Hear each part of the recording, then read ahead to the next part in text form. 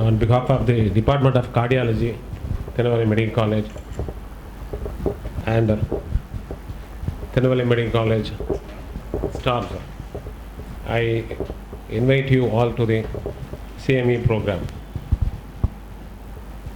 I am very glad to tell you that the ECP is available only in Tinnavalli Medical College in the Tinnavalli district.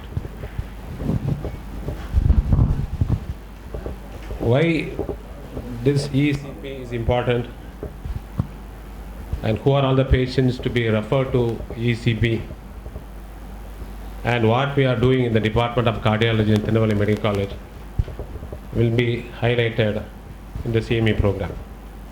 First of all, we all know that CAD, there is increasing incidence of coronary artery disease, is very alarming. It's almost like an endemic in India, and many people, actually we get around 250 old patients getting reviewed in the cardiology department of Tinnavalli Medical College, and every day the OP strength is increasing. Within 1 year, last year it was 60 to 70 new cases, but yesterday the strength, the new CAD patients registering in the Department of Cardiology is almost doubled. It is going on increasing every day. The problems we encounter in the Department of Cardiology, or for that matter in any government hospital, is those patients, poor patients who are coming to the cardiology department are either coming late after the development of an MI with features of heart failure, dilated heart, and refractory angina, getting treated outside with medical management with drugs. In spite of that, still they are having recurrent anginal pain, and patients who are already having a heart attack coming with cardiac failure with all the drugs, still getting repeated admission in a government hospital with features of heart failure.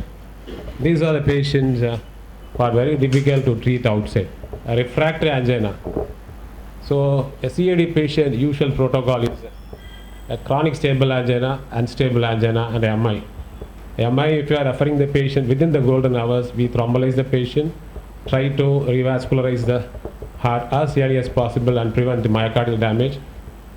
And in spite of our thrombolytic therapy, the thrombolytic therapy success rate is around 60% only. Many patients go for a failure of thrombolytic agents, so they have a recurrent pain. If a cath lab is available, we can take the patient for an angio and do a stenting, but it is not available in our setup in a government hospital. But even when patients are treated outside, they get thrombolytic agents, they come with a late presentation with chest pain, which is not getting controlled with our drugs. So our first aim in a Department of Cardiology is to optimize the drug therapy. So we optimize the drugs, antiplatelets, statins, beta blocker, ACE inhibitors, and we optimize them. Mostly we send the patient, if it is fit for an angio, we send them to the nearest government hospital, Madurai, where they do angiogram. They do angiogram, but many times the vessels are so small because the incidence of diabetes is very high. So many of the patients, about 60% of the patients, they do stenting. Another 40%, 20 to 40%, the vessels are so small that we cannot put a stent or we cannot do a bypass grafting. So these are the patients who come with refractory chest pain, refractory heart failure, and young patients who come with cardiac failure. We treat them with drugs, we send them to Chennai or Madurai. They do angiogram. Sometimes the vessels are normal, but in spite of that, they are having heart failure. These are the patients very difficult to treat. Previously, the heart failure and angina, we usually get around 45 or 50 years. But in our setup, out of 100 patients getting admitted, almost around 10% of the patients are less than 35 years. So young patients getting admitted with coronary artery disease, heart failure is on the rise.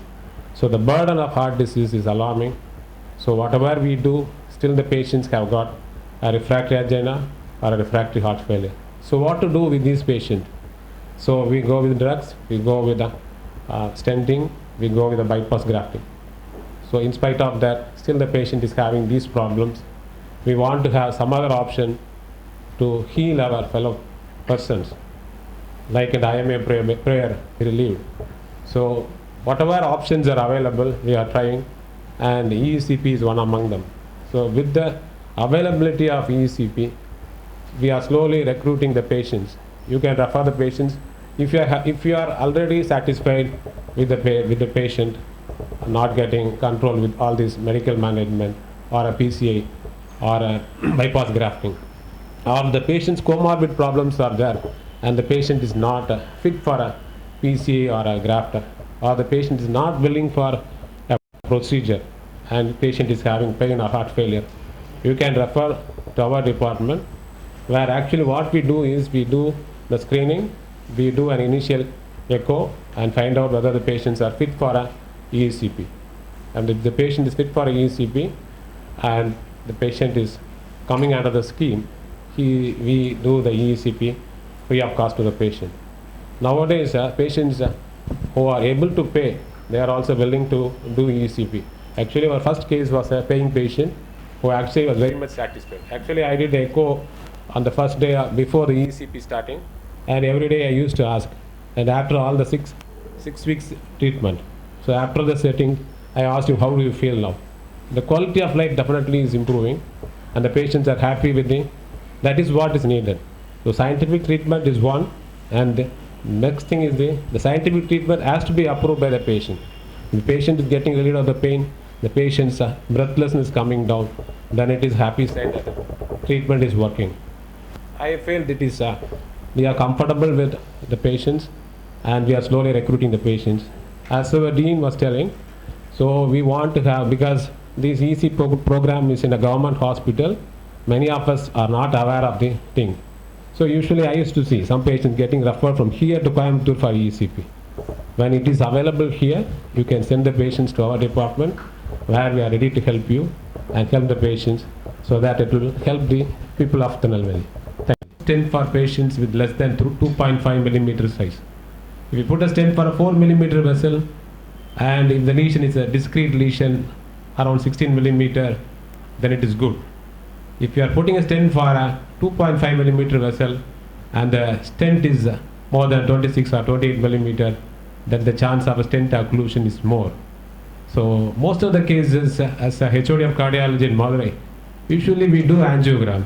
So out of 100 patients we do angiogram, only 20 are fit for either an angioplasty or another 10 to 15% will be fit for a bypass surgery. So that is a pathetic situation of the coronary disease in the Indian population.